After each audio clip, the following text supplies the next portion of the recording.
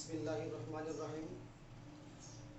Engineering university girls school and কলেজের নবম ও দশম শ্রেণীর প্রিয় শিক্ষার্থীরা, আমাদের আজকের অনলাইন ক্লাসে তোমার সাথে সাথে সপ্তম অধ্যায়ের শেষ ক্লাসটি আজকে আমরা করব।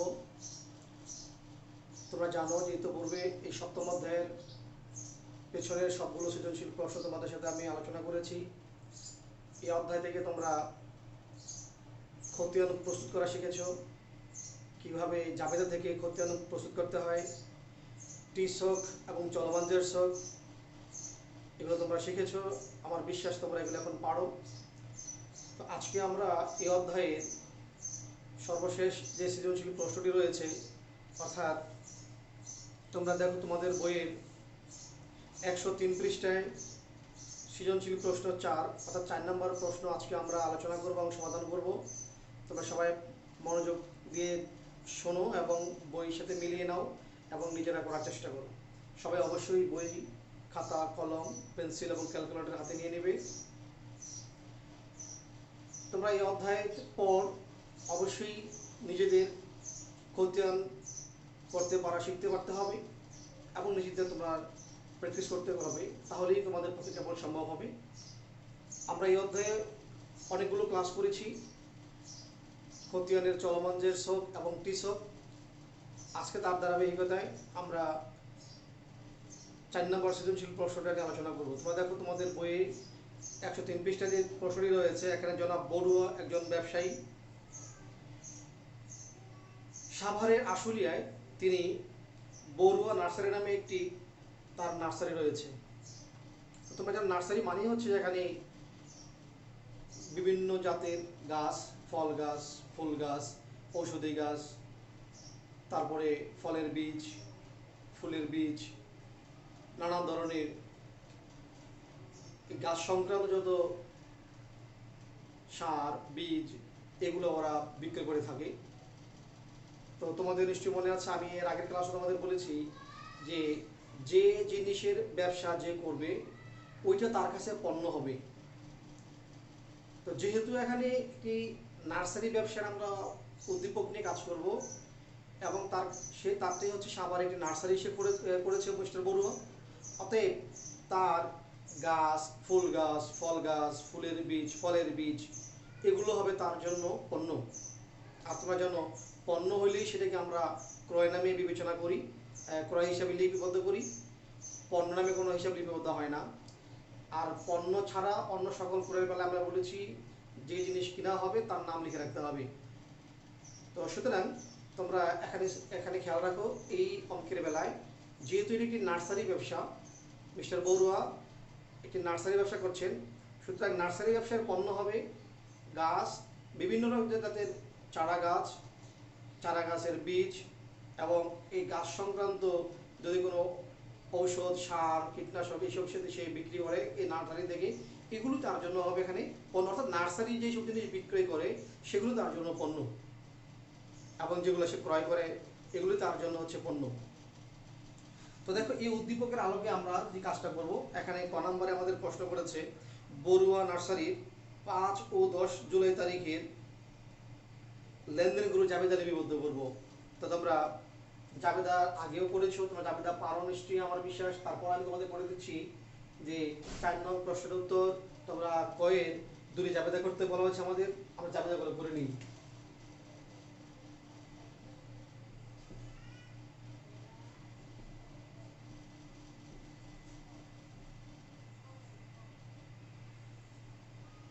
মিস্টার বড়ুয়া জাবেদা,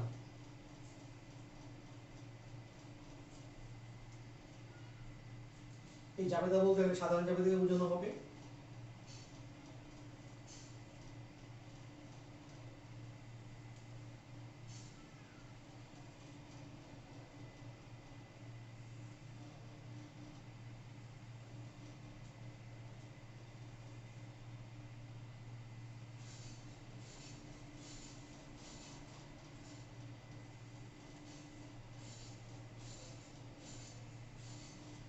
জাবেদার ঘর সেটা আমাদের মনে আছে, প্রত্যেক সবারই মনে আছে যে 5 কলামের ঘর হবে, সেটা হবে তারিখ,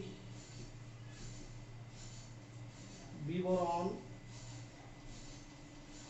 তারিখ বিবরণ, জাবেদার মধ্যে লিখবো আমরা খতিয়ান পৃষ্ঠা,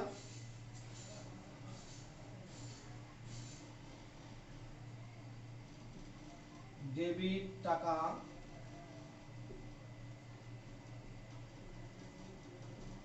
এবং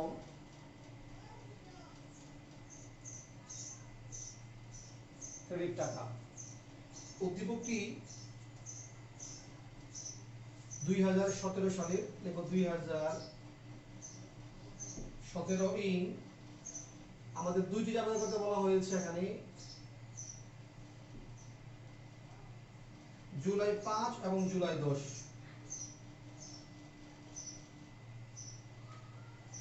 জুলাই 5 তারিখে তোমাদের এখানে দেখো উদ্দীপকে বলা আছে যে রহিম এন্ড সন্সের নিকট থেকে গাছ ও বীজ ক্রয়। যেহেতু রহিম এন্ড সন্সের নিকট থেকে গাছ ও বীজ ক্রয় করেছে, সুতরাং যেহেতু সে নার্সারি ব্যবসা করে, অর্থাৎ গাছ এবং বীজ এটা তার জন্য পণ্য। আর তোমরা জানো পণ্য হলে সেটাকে আমরা ক্রয় নামে লিখি। এখানে আরেকটি বিষয় তোমাদের খুব গুরুত্বের সাথে খেয়াল করতে হবে, সেটি হলো আমরা জানি যদি কোনো ব্যক্তি বা প্রতিষ্ঠানের কাছ থেকে যদি পণ্য ক্রয় বা বিক্রয় করা হয় এবং সেই লেনদেনে যদি ব্যক্তির নাম উল্লেখ থাকে আর নগদ কথা বলা না থাকে, তাহলে সেটি হচ্ছে ধারে ক্রয় ধারে বিক্রয়। আমি কথাটা আবার বলছি, কোনো লেনদেন যার কাছ থেকে ক্রয় করেছি যদি ওইখানে কোনো ব্যক্তি বা প্রতিষ্ঠানের নাম উল্লেখ করা থাকে এবং সেখানে নগদে ক্রয়ের কথা উল্লেখ না থাকে, তাহলে সেটাকে ধরে নিতে হবে এটা ধারে ক্রয়। যেহেতু রহিম এন্ড সন্সের নিকট থেকে এখানে গাছ আর বীজ ক্রয় করা হয়েছে, সুতরাং এটি পণ্য ক্রয় করা হয়েছে এবং বাকিতে ক্রয় করা হয়েছে। তো বাকিতে ক্রয় করা হলে তোমরা জানো ক্রয় হচ্ছে ব্যয়, ক্রয় হচ্ছে একটি মুনাফা জাতীয় ব্যয়। আর ক্রয় করা হলে, পণ্য ক্রয় করলে ব্যয়ের পরিমাণ বৃদ্ধি পায়। এবং এটু তোমাদের মনে আছে, আমি বারবার বলেছি ব্যয়, সম্পদ, উত্তোলন এই তিনটি বৃদ্ধি পেলে ডেবিট, হ্রাস পেলে ক্রেডিট। পাশাপাশি তোমাদের বলেছি আয়, দায়, মূলধন তিনটি, আয়, দায়, মূলধন এই তিনটি বৃদ্ধি পেলে ক্রেডিট, হ্রাস পেলে ডেবিট। তোমরা যদি এই সূত্রটি বুঝতে পারো, মাথার মনে রাখতে পারো, তোমার জাবেদা কখনো ভুল হবে না। তো যেহেতু আমি বাকিতে পণ্য ক্রয় করেছি, অর্থাৎ টাকা আমি এখনো পরিশোধ করিনি, আমাকে পরিশোধ করতে হবে, সুতরাং এটি আমার জন্য দায়। অর্থাৎ সেবা দিতে হবে, সেবা প্রদানের দায়বদ্ধতাই হচ্ছে দায়। অর্থাৎ আমি তার কাছ থেকে পণ্য সেবা নিয়েছি, বিনিময়ে আমি তাকে এখনো সেবা দেইনি, টাকা দেইনি, টাকা আমাকে কী করতে হবে, দিতে হবে, সুতরাং এটি আমার দায়। তাহলে আমার দায়ের পরিমাণ এখানে কি হলো, বৃদ্ধি পেল। আর দায় বৃদ্ধি পেলে হবে ক্রেডিট। এখানে দায়ের নাম হবে, ধারে ক্রয় করলে যে দায়ের সৃষ্টি হয় তার নাম হচ্ছে পাওনাদার বা প্রদেয় হিসাব। যেহেতু এখানে নাম লেখা আছে, আমরা নামও লিখতে পারি যে রহিম এন্ড সন্স, অথবা পাওনাদার হিসাবে আমরা লিখতে পারি, অথবা প্রদেয় হিসাবে লিখতে পারি। সুতরাং 5 তারিখে যে লেনদেনটি দেওয়া আছে, রহিম এন্ড সন্সের নিকট থেকে গাছ ও বীজ ক্রয় 25,000 টাকা, আমরা লিখবো ক্রয় হিসাব ডেবিট। আমরা লিখবো, দেখো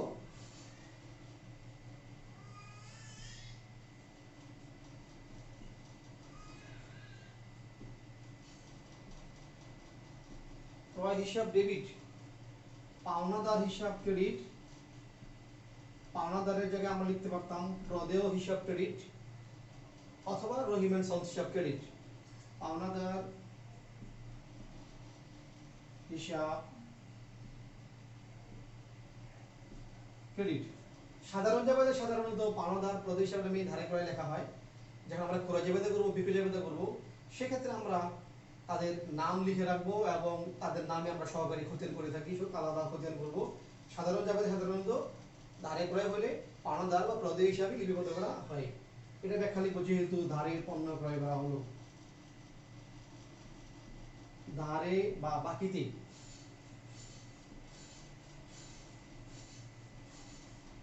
ক্রয় করা হলো, টাকা হচ্ছে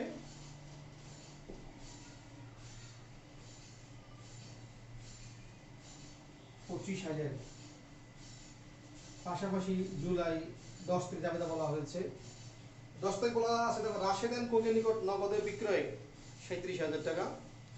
রাশেদ এন্ড কোংয়ের নিকট নগদে বিক্রয়, তো একটু তোমাদের আমি বলেছি যে কোনো ব্যক্তি বা প্রতিষ্ঠানের নিকট পণ্য ক্রয় বা বিক্রয় করা হলে সেখানে তার নাম উল্লেখ থাকলে বাকিতে বলেছি, কিন্তু যদি নগদে বলা থাকে তাহলে নাম থাকলেও এটি নগদ বিক্রয় বা নগদ ক্রয়। এখানে বলা আছে রাশেদের কোঙের নিকট কিন্তু বিক্রয় বলা আছে নগদে বিক্রয়, সুতরাং নাম থাকা সত্ত্বেও এটি নগদ বিক্রয়। তো নগদে যদি আমরা পণ্য বিক্রি করি, এক্ষেত্রে আমার বিক্রয় হচ্ছে কারবারের জন্য আয়। তোমরা সেই মুনাফা জাতীয় মূল্য জাতীয় হিসাবের মধ্যে এবং হিসাবের শ্রেণী বিভাগের মধ্যে তোমরা শিখেছো বিক্রয় হচ্ছে কারবারের একটি আয়। তো রাশেদের নিকট পণ্য বিক্রি করেছি, এখানে কারবারের আয় বৃদ্ধি পেয়েছে, আর আয়ের নাম হচ্ছে এখানে বিক্রয়, তাহলে বিক্রয় হবে ক্রেডিট। তো যেহেতু নগদে বিক্রি করেছি, তাহলে রাশেদের নিকট থেকে আমরা টাকা পেয়েছি, এতে নগদ সম্পদের পরিমাণ কি হয়েছে? বৃদ্ধি পেয়েছে। তোমরা জানো সম্পদ বৃদ্ধি পেলে কি হবে? ডেবিট হবে। তাহলে এখানে সম্পদের নাম হচ্ছে নগদান হিসাব, ডেবিট। আর পাশাপাশি আয় বৃদ্ধি পেয়েছে, আয় হচ্ছে এখানে বিক্রয়, বিক্রয় হিসাব ক্রেডিট। তাহলে যাবে দেখি দাঁড়ালো নগদান হিসাব ডেবিট, বিক্রয় হিসাব ক্রেডিট। এবার 10 থেকে লেনদেন লিখবো।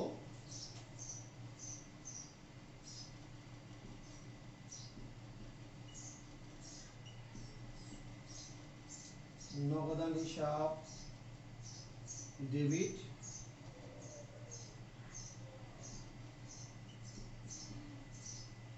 বিক্রয় হিসাব ক্রেডিট। লিখবো নগদে পণ্য বিক্রয় করা হলো, টাকা 37,000 টাকা। এই ছিল আমাদের ক নম্বরের প্রশ্নের উত্তর। তোমরা যারা দেখে নাও, দেখো তোমরা বুঝতে পেরেছো কিনা, তোমাদের কোনো প্রবলেম আছে কিনা।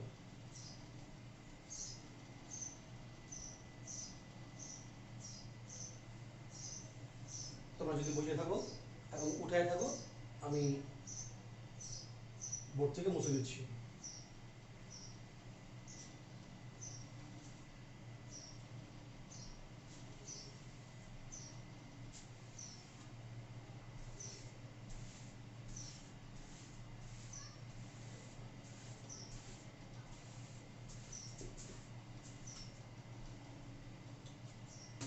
এখানে খ নম্বরে বলা ছিল রহিম এন্ড সন্সের নগদান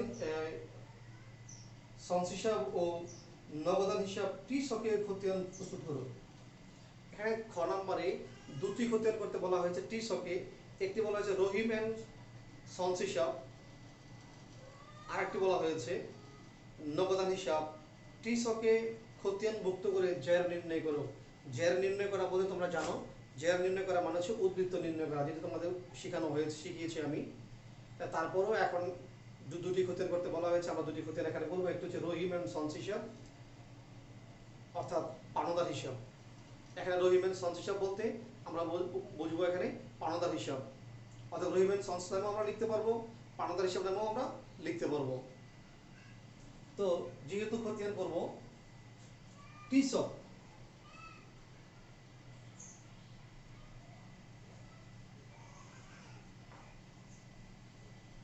যেহেতু আমরা জাবেদায় বাকিতে ক্রয়কে পাওনাদার নামে লিখেছি, অর্থাৎ রহিম এন্ড সন্স সেখানে পাওনাদার, রহিম এন্ড সন্সের জন্য আমরা পাওনাদারের খতিয়ান করবো।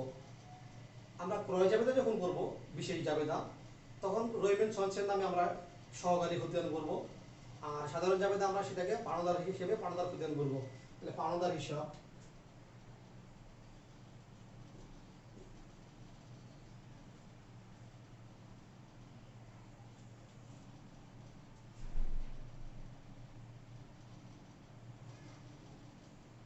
টিসকের ঘর তোমাদের নিশ্চয়ই মনে আছে, প্রথমে দাগ টেনে মাঝ বরাবর আমরা ভাগ করে নিব, ভাগ করে দুই দিকে 4টি ঘর রাখবো। তারিখ, বিবরণ, জাবেদা পৃষ্ঠা, টাকা। আবার এদিকে টাকা, জাবেদা পৃষ্ঠা, বিবরণ, তারিখ। একে আমরা নিচে একটা বর্ডার লাইন টেনে দেবো, সীমারেখা টেনে দেবো, এতে করে ঘরটি সুন্দর হয়ে যাবে। নিচের দাগটি না দিলে পরে তোমার খতিয়ানের ঘরটি দেখতে সুন্দর লাগবে না।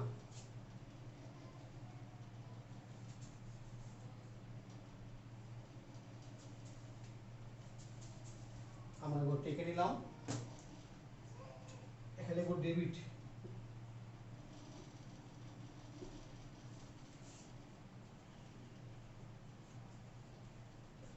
ক্রেডিট, তারিখ,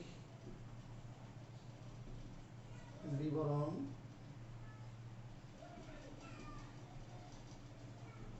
জাবেদা পৃষ্ঠা, টাকা। আবার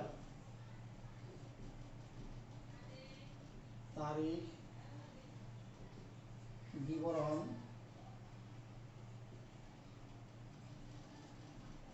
জাবেদা পৃষ্ঠা, টাকা। তো একটি জিনিস খেয়াল করতে হবে তোমাদের যে আমরা এই টিসকের ঘর এঁকে এবার জাবেদার আলোকে যে দেখেন আমাদের যে তথ্য দেওয়া আছে, প্রথমে রহিমের সরচার নিকট থেকে ধারে পণ্য ক্রয় আছে জুলাই মাসের 5 তারিখে। জুলাই মাসের 5 তারিখে ধারে ক্রয় রহিমের সরচার নিকট থেকে আমরা জাবেদা লিখেছিলাম ক্রয় হিসাব ডেবিট, পাওনাদার হিসাব ক্রেডিট। যেহেতু যে পাওনাদার খতিয়ান আর জাবেদার পাওনাদার কোন দিকে লেখা আছে, ক্রেডিট দিকে, টাকা বসবে ক্রেডিট দিকে। আর নামটি বসবে কি, পদে আমি বলেছি অনেকবার কথা বলেছি, নামটি বসবে বিপরীত নাম। অর্থাৎ এই যে পাওনাদার সৃষ্টি হলো কোন লেনদেনের মাধ্যমে, ক্রয় লেনদেনের মাধ্যমে, ধারে ক্রয়ের মাধ্যমে। জাবেদা ছিল ক্রয় হিসাব ডেবিট, পাওনাদার হিসাব ক্রেডিট।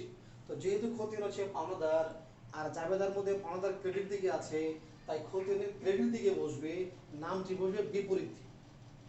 অর্থাৎ পাওনাদার সৃষ্টির যে সোর্স বা যে সোর্স থেকে পাওনাদার সৃষ্টি হলো, আমরা সেই সোর্সের নামটা এখানে লিখে রাখবো। অর্থাৎ পাওনাদার সৃষ্টির উৎসটা ছিল আমাদের ক্রয়, তাহলে আমরা লিখব 2017 ইং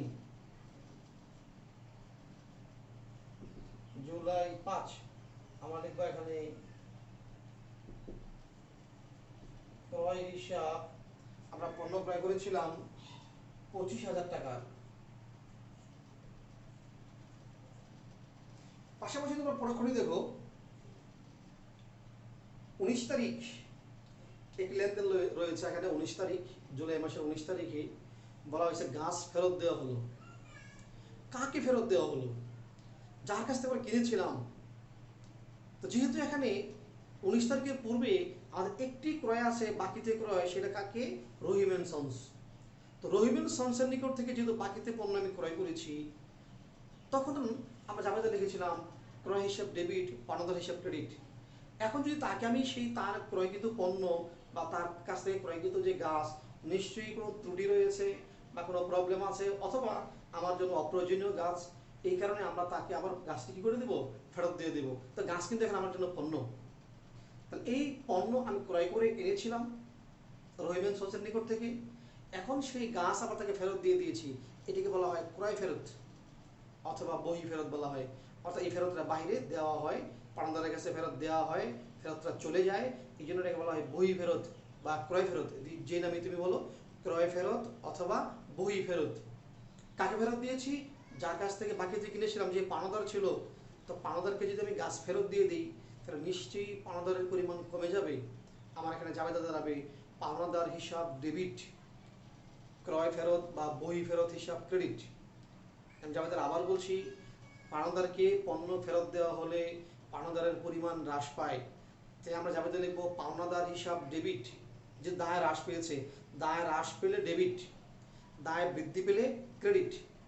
যেহেতু এখানে পাওনাদারকে আমি গাছ ফেরত দিয়েছি, এতে আমার দায়ের পরিমাণ কমে যাবে, কমে গেলে ডেবিট হবে। ডেবিট কি হবে? পাওনাদার। তাহলে পাওনাদার হিসাব ডেবিট। আর ক্রয়কৃত পণ্য ফেরত দেওয়া হলে ক্রয় ফেরত হিসাব ক্রেডিট। তো যেহেতু আমি পাওনাদারের খতিয়ান করছি আর আমার জাবেদায় পাওনাদার এখানে কি হয়েছে? ডেবিট হয়েছে, তাহলে ডেবিট দিকে লিখবো। আর বিপরীত নামটা কি আছে? ক্রয় ফেরত হিসাব অথবা বই ফেরত হিসাব। তাহলে আমরা লিখবো 2017 ইং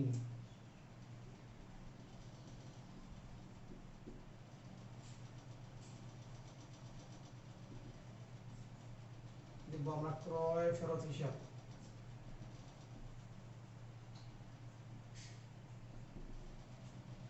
কত টাকার গাছ আমরা ফেরত দিয়েছি? 2500 টাকার কাজ আমরা ফেরত দিয়েছি। দেখো তো নিচে যে লেনদেনগুলো, কর্মচারীর বেতন দেওয়া হলো, বিজ্ঞাপন প্রদান করা হলো, এই দুটি লেনদেনের একটিও আমার পাওনাদারের সাথে কোনো সম্পর্ক নেই। তাহলে আমার পাওনাদারের সাথে সম্পৃক্ত লেনদেন পেলাম দুটি। তো দুটি লেনদেন যখন লেখা হয়ে গেল আর কোনো লেনদেন নেই, তখনই আমাদের কাজ হচ্ছে ব্যালেন্স নির্ণয় করা, জের নির্ণয় করা বা উদ্বৃত্ত নির্ণয় করা। তো উদ্বৃত্ত নির্ণয় করার জন্য তোমাদের আমি যে কৌশল শিখিয়েছি, আমরা দেখব দুই দিকে কোন দিকে যোগফল বড়। নিশ্চয়ই এখানে 2500, এখানে 25,000, ক্রেডিট দিকের যোগফল বড়। আর সাথে তো দায়ের সবসময় হবে ক্রেডিট ব্যালেন্স, দায়ের হবে ক্রেডিট ব্যালেন্স, মানে ক্রেডিট দিকই বড় হবে সবসময়।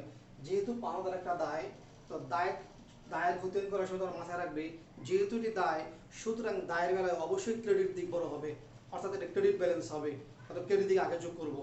তো যেহেতু দেখতে আমরা পাচ্ছি এখানে 2500, এখানে 25,000, তাহলে ক্রেডিট দিকে আবার বড় হবে। তো যেদিকে বড় হবে আমরা সেদিকে কি করবো, আগে যোগ করবো। এখানে যোগ করলাম 25,000 টাকা। এই যোগফলে নিয়ে আমরা ডেবিট দিকে লিখে দেবো 25,000 টাকা, লিখে আমরা ক্লোজ করে ফেলবো। জুলাই মাস, জুলাই মাসে 31 তারিখে মাস শেষ, আমরা শেষ দিনে লিখবো। এই 25,000 টাকা থেকে 2500 টাকা আমরা বিয়োগ করে দেবো। বিয়োগ করে কত থাকে দেখো, 22,000। এটার নাম বলবো আমরা ব্যালেন্স সিডি।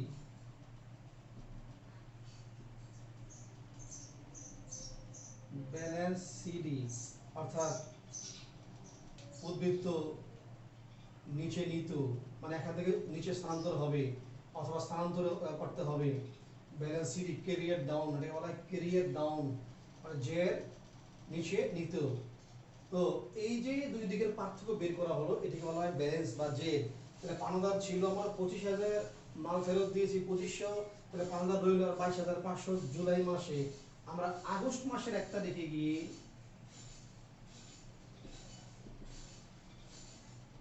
আগস্টের 1 তারিখে গিয়ে এই ব্যালেন্স সিডি হবে ব্যালেন্স বিডি।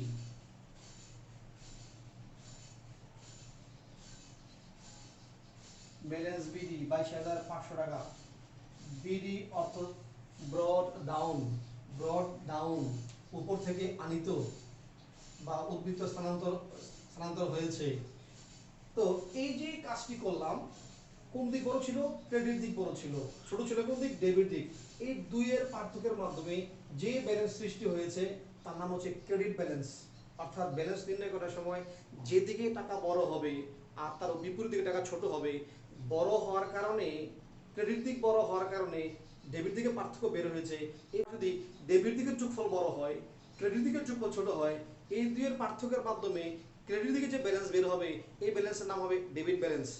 তো তোমরা এটাকে বলতে হবে ক্রেডিট ব্যালেন্স, পাওনাদারের ক্রেডিট ব্যালেন্স। কথা ক্লিয়ার? তা জের নির্ণয় করার পর নিশ্চয়ই বুঝতে পেরেছো, এই যে আমরা দুই দিকে পার্থক্য বের করেছি, ব্যালেন্স সিডি, ব্যালেন্স বিডি, এটাকে বলা হয় জের নির্ণয় করা বা উদ্বৃত্ত নির্ণয় করা। তাহলে আমরা পেয়ে গেলাম পাওনাদার হিসাব। আমাদের এখানে বলা হয়েছে আর কি, নগদান হিসাব করতে হবে। আমি পাওনাদারটা মুছে দিলাম। আমি যেহেতু টি সব করবো, তাহলে পুরো ঘরটি আর আমি মুছে দিলাম না, তোমরা আরেকটু নতুন করে ঘর আঁকো। তোমরা সবাই নতুন করে ঘর আঁকো। আমি এই ঘরটি এখানে রেখে দিলাম।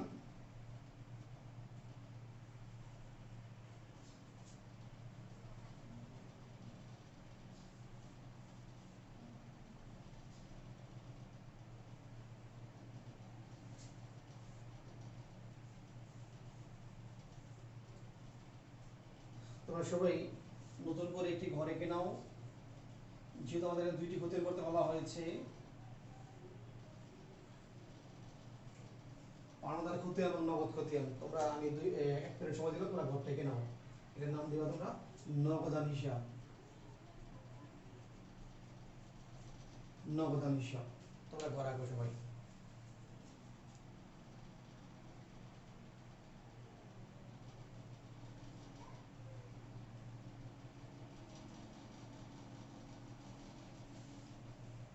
তোমাদের সবাই নিশ্চয়ই ঘর আঁকা হয়েছে। আঁকা হলে আমরা দেখবো আমাদের যে লেনদেনগুলো রয়েছে, এখানে নগদ কোন কোন লেনদেন রয়েছে। প্রথমে আছে জুলাই মাসের 5 তারিখে তো হলো বাকিতে ক্রয়, 10 তারিখ আছে নগদ বিক্রয়। তো নগদ বিক্রয় আমরা যাবা যাই লিখেছিলাম নগদান ডেবিট, বিক্রয় ক্রেডিট। যেহেতু নগদান খতিয়ান, নগদান আছে ডেবিট, তাহলে জুলাই মাসের 10 তারিখ আমার নগদ ক্ষতি নেই, বিক্রয় নগদান ডেবিট, বিক্রয় ক্রেডিট। তাহলে ক্রেডিট নামটা কি আছে? বিক্রয়। আমরা এখানে লিখব বিক্রয় হিসাব। তাহলে পণ্য বিক্রয় করেছি আমরা 37,000 টাকা, নগদে বিক্রয় করেছি 37,000 টাকা। জুলাই মাসের 30 তারিখ বলা হয়েছে কর্মচারীদের বেতন পরিশোধ, বেতন দেওয়া হলো 4,500 টাকা। বেতন হচ্ছে কারবারের জন্য একটি খরচ, বেতন কারবারের জন্য একটি খরচ বা ব্যয়, মুনাফা জাতীয় ব্যয়। তো কর্মচারীদের কাছ থেকে সেবা ভোগ করার বিনিময়ে তাকে আমি টাকা দেব, এই সেবা ভোগ করাকে আমরা ব্যয় বলে থাকি। তো ব্যয়ের নাম হচ্ছে এখানে বেতন। তো যেহেতু বেতন একটা ব্যয় আর ব্যয় হলো ডেবিট, ব্যয় হলো ডেবিট, তাহলে বেতন হবে ডেবিট। দিয়েছে কি? টাকা। তাহলে আমার নগদ টাকা কমে গেল, তাহলে নগদ হলো সম্পদ, সম্পদ হ্রাস পেল, সম্পদ হ্রাস পেলে হয় ক্রেডিট। তাহলে যাবে কি দাঁড়ালো?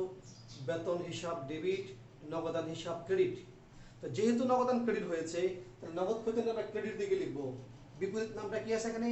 বেতন। লিখবো বেতন হিসাব।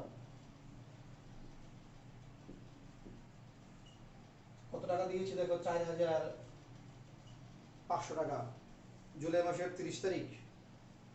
পাশাপাশি জুলাই মাসের 31 থেকে বলা হয়েছে বিজ্ঞাপন ব্যয়।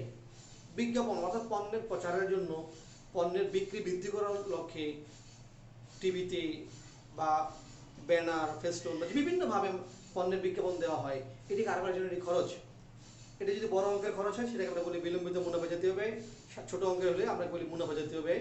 এটি কারবারের একটা খরচ।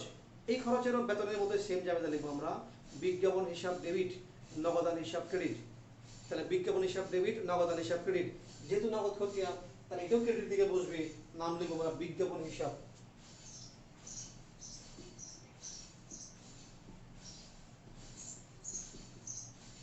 বিজ্ঞাপন হিসাব টাকা ছিল 1,500 টাকা, 1,500 আমাদের নগদ লেনদেন লেখা হয়েছে। আমরা এখন এখান থেকে জেনে নির্ণয় করবো, ব্যালেন্স নির্ণয় করবো। জেনে নির্ণয় করা তোমরা নিশ্চয়ই বুঝেছো, একটু আগে তোমাদের শিখিয়েছি। তো এটি হচ্ছে কোন খতিয়ান? নগদ খতিয়ান। নগদ কি জিনিস? সম্পদ। তোমাদের আমি অনেকবার জোর দিয়ে বলেছি যে নগদ খতিয়ানের বা নগদের কখনোই ক্রেডিট চের হওয়ার কোনো সুযোগ নেই বা হবে না। সুতরাং নগদের সবসময় ডেবিট দিক বড় হবে, ডেবিট ব্যালেন্স প্রকাশ করবে, ডেবিট চের হবে নগদের। যেহেতু নগদের কখনই নগদ প্রাপ্তির চাইতে নগদ প্রদান কোনোদিন বেশি হতে পারে না, সুতরাং নগদের কখনো ক্রেডিট হতে পারে না। অতএব নগদের আমরা ডেবিট দিকে লিখব। তাছাড়া নগদ একটি সম্পদ, সম্পদের সবসময় হবে ডেবিট উদ্বৃত্ত, সম্পদের কখনো ক্রেডিট উদ্বৃত্ত হতে পারে না। যেটা ক্রেডিট উদ্বৃত্ত হয়ে যাবে সেটা সম্পদ থাকবে না। সুতরাং আমরা যেহেতু নগদান হিসাব সম্পদ, অতএব আমরা ডেবিট দিক বড় হবে, ডেবিট দিকে আমরা আগে যোগ করব। যোগ করে নিই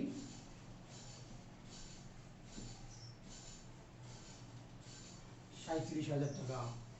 আমরা ডেবিট যোগ ফল ক্রেডিট দিকে লিখে নেব 37,000 টাকা। জুলাই মাসের 31 তারিখে এসে নগদ প্রাপ্তি 37,000 টাকা থেকে আমার খরচ হয়ে গেল 6,000 টাকা। তাহলে আমার হাতে কত টাকা থাকে তোমরা একটু বিয়োগ করে নাও। 37,000 টাকা থেকে 6,000 টাকা চলে গেলে আমার কাছে থাকলো 31,000 টাকা। আমরা লিখবো 31,000 টাকা, এর নাম দেবো ব্যালেন্স সিডি। তোমরা বলো তো এটা কোন ব্যালেন্স? ডেবিট ব্যালেন্স না ক্রেডিট ব্যালেন্স? যেহেতু এখানে ডেবিট দিকের যোগফল বড়, ক্রেডিট দিকের যোগফল ছোট, আর এই দুইয়ের মাধ্যমে যে ব্যালেন্স সৃষ্টি হবে তার নাম হলো ডেবিট ব্যালেন্স, ডেবিট উদ্বৃত্ত। আর সম্পদের সবসময় হয় ডেবিট উদ্বৃত্ত। জুলাই মাসের 31 থেকে ব্যালেন্স সিডি মানে নগদ হাতে টাকা রইল 31,000 টাকা। আগস্ট মাসের 1 তারিখে আইসা এখানে আগস্ট মাসের 1 তারিখে এসে এটাকে বলবো আমরা ব্যালেন্স বিডি। ব্যালেন্স বিডি 31,000 টাকা। এটাকে বলা জের নির্ণয় করা বা ব্যালেন্স নির্ণয় করা বা উদ্বৃত্ত নির্ণয় করা। তোমরা নিশ্চয়ই ব্যালেন্স নির্ণয় করাটা বুঝতে পেরেছো। আমাদের খ নাম্বারের উত্তর হয়ে এলো। এবার আমরা গ নাম্বারে চলে যাব। তোমরা সবাই দেখো, আমি মুছে দেবো।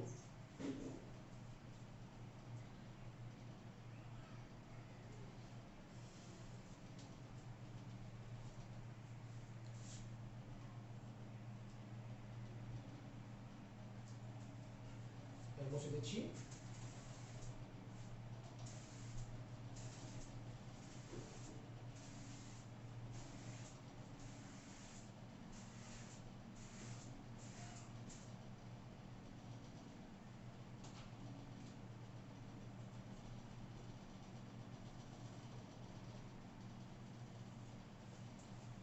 দেখো গ নম্বরের প্রশ্ন কি চেয়েছে, গ নম্বরে আমাদেরকে ক্রয় হিসাব, বিক্রয় হিসাব, বেতন হিসাব এবং বিজ্ঞাপন হিসাব চারটি খতিয়ানকে চলমান জের ছকে করতে বলা হয়েছে। তো চলমান জের ছক খতিয়ান করার জন্য আমাদেরকে আগে চলমান জের ছকে ছকাতে হবে। তো আমাদের নিশ্চয়ই চলমান জের ছক খতিয়ানের কথা মনে আছে। আমি চলমান জের ছকে একটা ঘর আঁকছি, তোমরা চারটি খতিয়ানের ঘর আঁকবা। ক্রয় হিসাব, বিক্রয় হিসাব, বেতন হিসাব এবং বিজ্ঞাপন হিসাব চারটি খতিয়ানের ঘর তোমরা এঁকে নাও খাতায়, যে ক্রয়, বিক্রয়, বেতন এবং বিজ্ঞাপন। আমি একটি ঘর এঁকে নিচ্ছি বোর্ডে।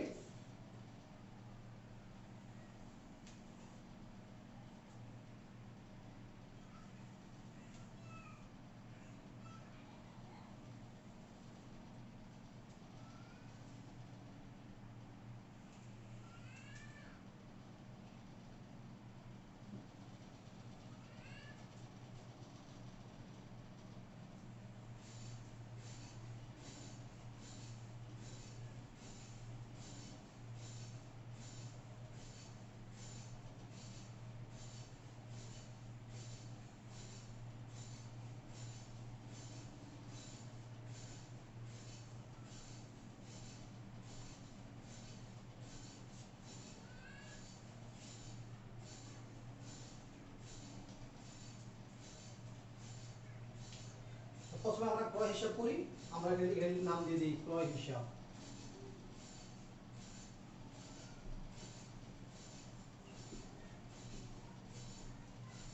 আর এখানে বলেছি চলমান জের ছকে প্রতিটি খতিয়ানে আমরা একটা হিসাবে কোড নাম্বার দিয়ে দিব।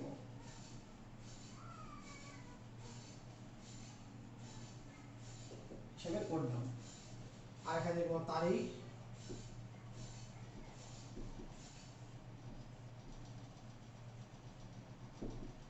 বিবরণ, এটাকে বলি আমরা খতিয়ানের মধ্যে বলি জাবেদা পৃষ্ঠা, ডেবিট,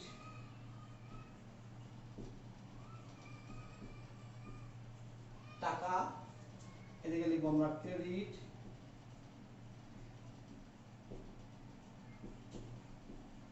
টাকা, এদিকে বলেছি আমরা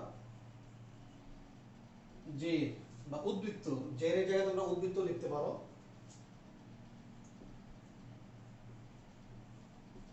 ডেবিট, ক্রেডিট। ক্রয় হিসাবের বেলায় নাম দিয়েছে ক্রয় হিসাব, তোমরা নিশ্চয়ই ঘরে গেছো, তোমরা চারটি ঘর রাখবে। ক্রয়ের জন্য একটি, বিক্রয়ের একটি, বেতনের একটি, বিজ্ঞাপনের একটি। তাহলে ক্রয়ের জন্য আমরা আগে তারিখ করে লিখি 2017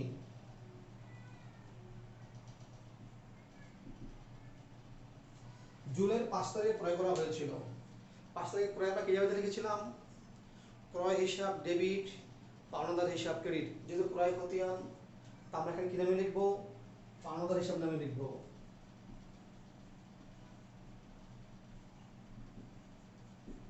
পাওনাদার হিসাব লিখে ক্রয় যেহেতু ডেবিট, তাহলে জাবেদার ডেবিট করে টাকা বসবে।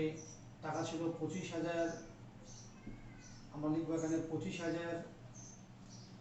জেরের ঘরে গিয়ে লিখবো আমরা, যেহেতু আগে থেকে কোনো জের নেই, তাহলে যে টাকাটা প্রথম আসলো ডেবিট দিকে, যে ডেবিট দিকে গিয়ে বসবে 25,000 টাকা। জের মানে এই খতিয়ানের উদ্বৃত্ত, অর্থাৎ যেহেতু আগে থেকে উদ্বৃত্ত থাকলে আমরা যোগ বিয়োগ করে থাকি। যেহেতু আগে কোনো উদ্বৃত্ত ছিল না, এই 25,000 টাকা ডেবিট, ডেবিট থেকে গিয়ে উদ্বৃত্ত করে 25,000 টাকা বসবে। তো আমাদের এই অঙ্কে যে লেনদেনগুলো ছিল, 5টি লেনদেন ছিল, এই 5টি লেনদেনের মধ্যে একটি ছিল ক্রয়। একটি ক্রয়ের সাথে ক্রয় হিসাবে একটি পাওনাদার নামিয়ে আসবে 25,000 টাকা। আর চলমান জের ছক মানে হচ্ছে যে নির্ণয় হবে, যত লেনদেন আসবে আর জের আসতে থাকবে, জেরকে আমরা ক্লোজ করব না। তো এখানে পাওনাদার হিসাব নামে ক্রয় হিসাবে পাওনাদার নামে 25,000 টাকা আসলো। এই 25,000 টাকা হচ্ছে আমাদের ক্রয় খতিয়ান। যেহেতু এখানে অন্য কোনো ক্রয় সংক্রান্ত লেনদেন নেই, সুতরাং অন্য কোনো লেনদেন এখানে অন্তর্ভুক্ত হবে না। তাই তোমরা ক্রয় খতিয়ান বুঝতে পেরেছো কিনা? আমার বিশ্বাস তোমরা বুঝতে পেরেছো। যদি বুঝে থাকো তোমরা পরে লেখো তোমরা বিক্রয় হিসাব। তুমি তো আর আমার মতো ঘরে মুছে ফেলতে পারবে না। আমি সময় বাঁচানোর জন্য একটি ঘরে ব্যবহার করছি, তোমরা নিশ্চয় চারটি ঘরে গেছো। আমি দ্বিতীয় ঘরে তোমরা চলে যাও, আমাদের দ্বিতীয় ঘরে।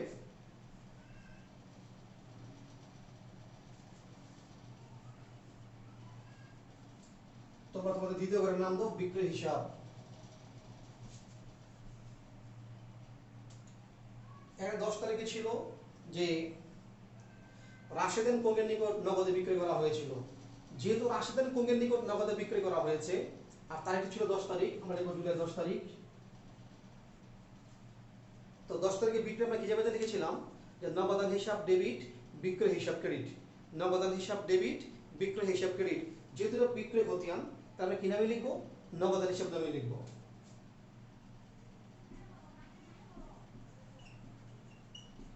নগদান হিসাব নামে লিখবো। যেহেতু বিক্রয় হিসাব, নগদান হিসাব ডেবিট, বিক্রয় ক্রেডিট, যেহেতু চাপে বিক্রয় ক্রেডিট দিকে আছে, তাহলে খতিয়ানের ক্রেডিট দিকে বসবে 37,000 টাকা। যেহেতু আগে থেকে কোনো উদ্বৃত্ত নেই, এটা ক্রেডিট দিকে উদ্বৃত্ত হবে 37,000 টাকা। আর যেহেতু বিক্রয় সংক্রান্ত জাবেদা একটি মাত্র জাবেদা রয়েছে, অতএব এটি বিক্রয় হিসাব, অন্য কোনো লেনদেন না থাকার কারণে এখানে আর কোনো জাবেদা অন্তর্ভুক্ত হবে না, আর কোনো লেনদেন এখানে অন্তর্ভুক্ত হবে না। এই হলো আমাদের বিক্রয় হিসাব। তোমরা দেখো বিক্রয় খতিয়ানটা বুঝছো কিনা? একদম সহজ, একদম ইজি, তোমরা একটু খেয়াল করলে বুঝে যাবে। তোমরা তোমাদের 3 নাম্বার ঘরে চলে যাও। আমি এই ঘরটি এটা মুছে দিচ্ছি।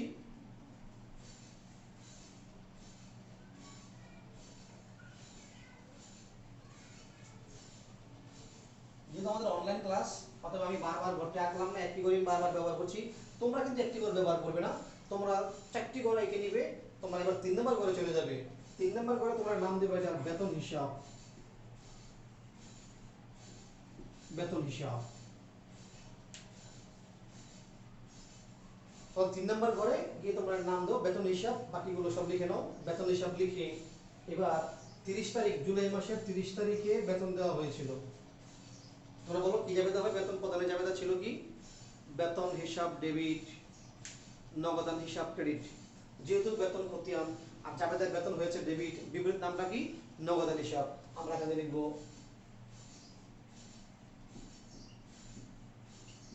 নগদান হিসাব। যেহেতু জাবেদার বেতন ডেবিট হয়েছে, তাহলে আমাদের টাকার ঘরে এখানে বসবে ডেবিট ঘরে 4,500 টাকা, উদ্বৃত্তরে বসবে আমাদের ডেবিট ঘরে 4,500 টাকা।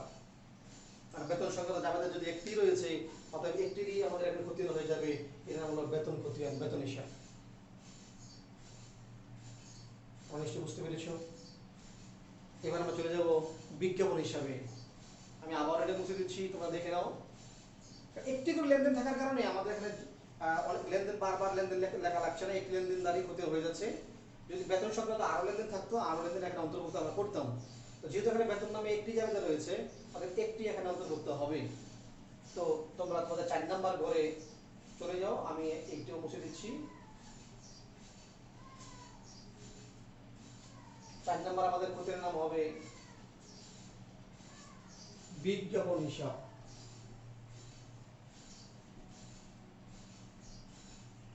বিজ্ঞাপন হিসাব।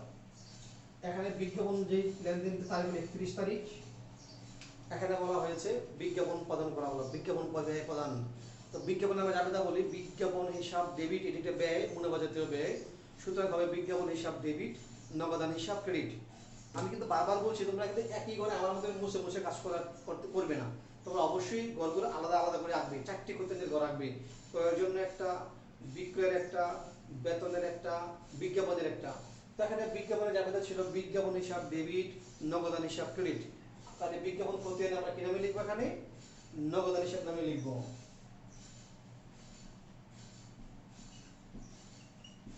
নগদান হিসাব। যেহেতু জাবেদার বিজ্ঞাপন ডেবিট আছে, টাকা এই যে জাবেদার ঘর বলেছি আমি, এখানে টাকা বসবে ডেবিট করে 1500 টাকা, উদ্বৃত্তর করে চলে যাবে 1500 টাকা। যেহেতু বিজ্ঞাপনে একটি মাত্র জাবেদা, একটি লেনদেন, সুতরাং একটি লেনদেন এখানে অন্তর্ভুক্ত হবে। এই ছিল আমাদের 4টি খতিয়ান: ক্রয় হিসাব, বিক্রয় হিসাব, বেতন হিসাব, বিজ্ঞাপন হিসাব। তো তোমরা নিশ্চয়ই এই 4 নাম্বার সৃজনশীল প্রশ্নের ক, খ, গ সবগুলি বুঝতে পেরেছো, এবং আমার বিশ্বাস তোমরা এখন চলমান জের শখ হোক আর টি শখ হোক, তোমাদের পক্ষে খতিয়ান করা সম্ভব, জাবেদা করা সম্ভব, যাতে তোমরা আগেই শিখেছো জাবেদা। ম্যাম সুন্দর করে তোমাদের জাবেদা শিখিয়েছেন। তো জাবেদা এবং খতিয়ান দুটি তোমাদের পক্ষে পারা এখন সম্ভব আমার বিশ্বাস। নেক্সট ক্লাস থেকে তোমাদের সাথে আমি আলোচনা করব খতিয়ান নিয়ে, অর্থাৎ পরবর্তী ক্লাস থেকে খতিয়ানের পরের যে ধাপ অর্থাৎ রেওয়া মিল। আজকে পর্যন্ত খতিয়ান আলোচনা হলো। আজকের আলোচনার মাধ্যমে তোমাদের সাথে আমি টিকসক এবং চলমান জের শখ উভয় পদ্ধতির খতিয়ান আলোচনা সমাপ্ত করলাম। যে পরবর্তী ক্লাস আমি রেওয়া মিল নিয়ে আলোচনা করব, অর্থাৎ রেওয়া মিল নিয়ে তোমাদের সাথে বিস্তারিত আলোচনা হবে, তোমাদের রেওয়া মিল শেখানোর চেষ্টা করবো ইনশাল্লাহ। তো তোমরা নিজেরা বইয়ের যে অঙ্কগুলো রয়েছে বা এবং তোমাদের সাথে যে সহায়ক বইগুলো রয়েছে সেখান থেকে তোমরা খতিয়ান প্র্যাকটিস করবে, এবং পিছনে যত বোর্ডের যে কোশ্চেনগুলো রয়েছে তোমরা সেই বোর্ড কোশ্চেন থেকে খতিয়ান সংক্রান্ত যে তথ্যগুলো রয়েছে বা জাবেদা বা খতিয়ান রয়েছে তোমরা সেগুলো বাসায় অবশ্যই প্র্যাকটিস করবে। তাহলেই কেবল তোমাদের পক্ষে প্রশ্ন উত্তর করা সহজ হবে, সম্ভব হবে, এবং তোমরা পরিপূর্ণ নম্বর পাবে ইনশাল্লাহ। তো আমি বিশ্বাস করি যে তোমরা অবশ্যই বাসায় সময় নষ্ট করবে না, তোমরা বাসায় অঙ্কগুলো প্র্যাকটিস করবে। পরবর্তী ক্লাস রেওয়া মিলে তোমাদের অংশগ্রহণ করার জন্য আমি আহ্বান জানিয়ে আজকের ক্লাস এখানে শেষ করছি। তোমরা সবাই ভালো থেকো, তোমাদের সকলকে ধন্যবাদ।